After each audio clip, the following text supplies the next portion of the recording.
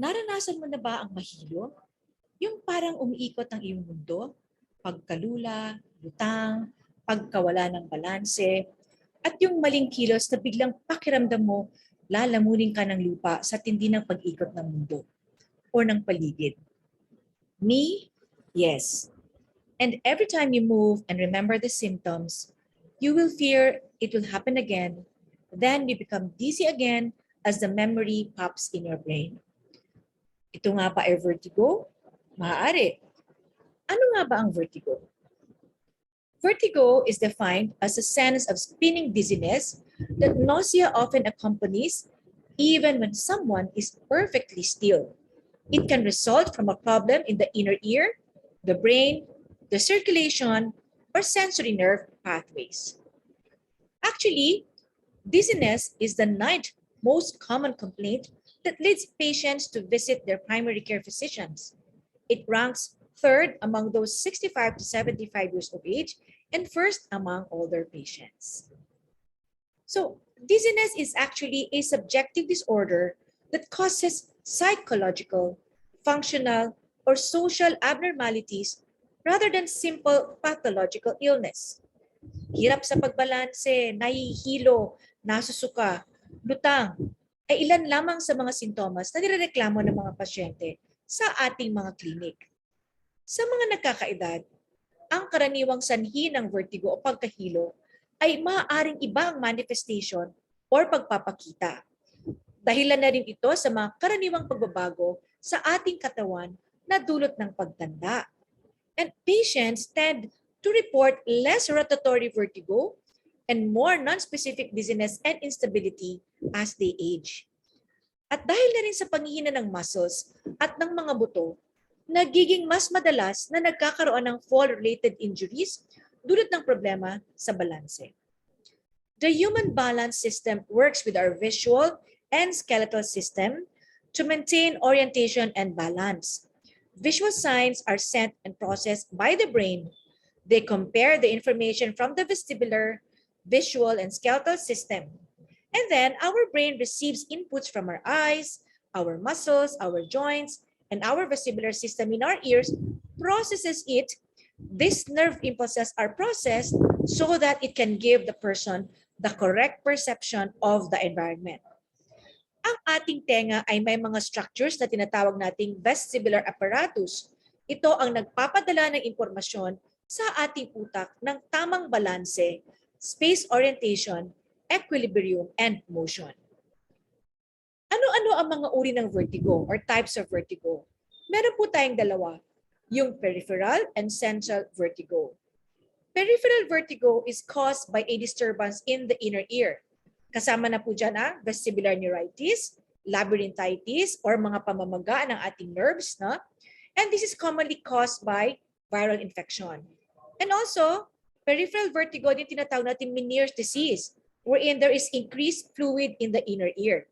And of course, the most common one, which most of us, I'm sure, have or has experienced, is the benign positional paroxysmal vertigo. Ito yung dulot ng maling pagkilos, paminsan-minsan dahil sa maling kilos tayo ay nahihilo. And then of course, there is what we call central vertigo, which results from a problem in the brain, especially problems in the cerebellum and the brainstem. So ano ang ating mga ginagawang test para ma-manage ang vertigo? First, we have to do bed rest, and minimize movement. We also have to avoid food that may trigger vertigo. Ano yung mga foods? Maaari po yung mga sobrang mamantika, sobrang maasim, sobrang mga cheesy food, at yung mga pinausukang pagkain. Okay? So we have to avoid food that may trigger vertigo. But then again, the triggers is not the same for every person. Ang mahalaga, dapat chinecheck natin ano-ano yung mga pagkain maaaring nagdudulot sa atin ng pagkahilo. Now, others may require surgery, but this is not very common. Of course, pag talagang hindi na masolusyonan ng mga gamot, tayo ay nagpapa-opera. And the most common one is doctor's prescribed medications. So may mga gamot po tayong pwedeng inumin para po mabawasan ang ating pagkahilo. Madalas po ang mga gamot na ito ay nirereseta ng doktor. Katulad na lamang ng mga ito, beta-histine HCl, sinaricin, meclizine, dimenhydramine, prochlorperazine, at marami pang ibang gamot. Ang mga nilista ko lang po dito ay mga karaniwang nakikita natin sa ating drugstores. So what are the lifestyle and home remedies for us to prevent and to avoid another attack of vertigo? So importante po ang balance, no? Be aware of the possibility of losing your balance, especially po sa ating mga older patients who have difficulty na in depth perception. That's why they need help and support when climbing upstairs or when the street or the floor area is irregular. Okay, and we have to avoid moving suddenly, and if there's a need we can use a cane for stability. And we have to fall-proof our homes by removing tripping hazards such as area rugs and exposed critical cords. We have to use non-slip mats on your bath and shower floors, and very important, ang good lighting everywhere we go. So we have to also sit or lie down immediately when you feel dizzy. No?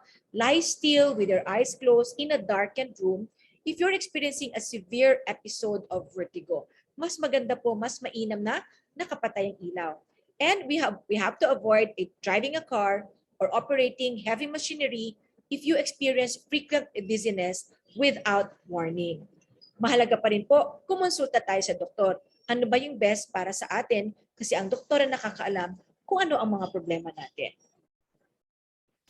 As doctors naman, and of course, some of us who are taking care of patients, for us to prescribe, we have to ensure that our patients receive the right medication at the right time and at the right duration.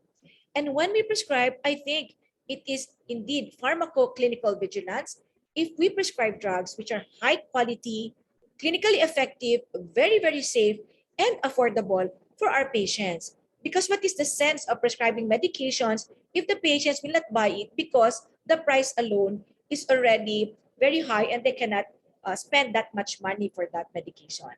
So as doctors, we have to choose products that which is high quality, safe, effective, and affordable medicine. So let the spinning go, let us take care of ourselves, and of course, we say no to vertigo.